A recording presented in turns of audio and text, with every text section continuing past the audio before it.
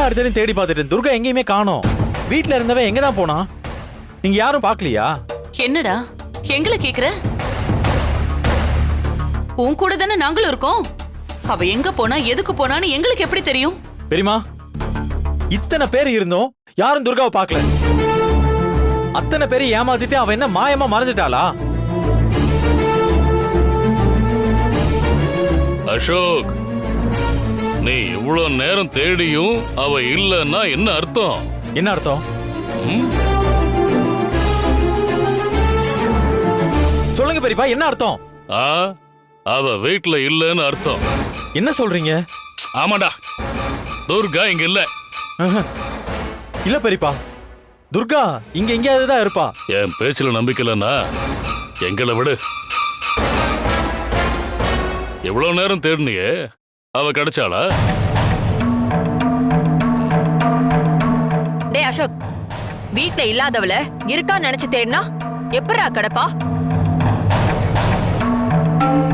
பெரியவர் சொல்றாருல்ல, அத கேட்காம எடக்கு முடக்கா பேசிட்டு இருக்க.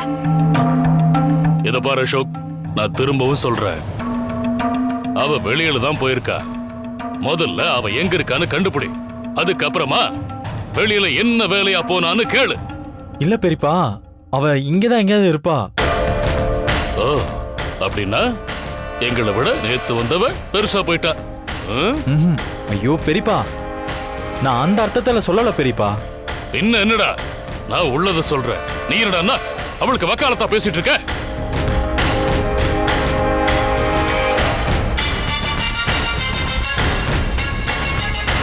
இது பாரு, அவ வெளியில தான் இருக்கான்னு நிரூபிச்சுட்டா என்னடா பண்ண போற?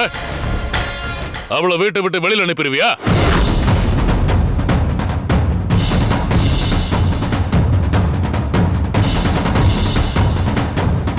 டேய் அர்ஜுன், அப்பா, துர்கா என்ன பண்றா, எங்க போறான்னு அவளை கவனிக்க அவ கையில ஒரு பிரேஸ்லெட் மாட்டி விட சொன்னல. ஆமாப்பா, பிரேஸ்லெட் அவ கையில தான் இருக்கு. அத வச்சு இப்ப அவ எங்க இருக்கான்னு பாரு. அவ வெளியில இருந்தான்னா அசோக் கிட்ட அதை சொல்லி மாட்டி விட்டுருவோம். அதோட அந்த நந்தினிக்கு போன் போட்டு துர்காவை அவ கிட்ட சிக்க வச்சிடுவோம். சரிப்பா, அப்படியே பண்றேன்.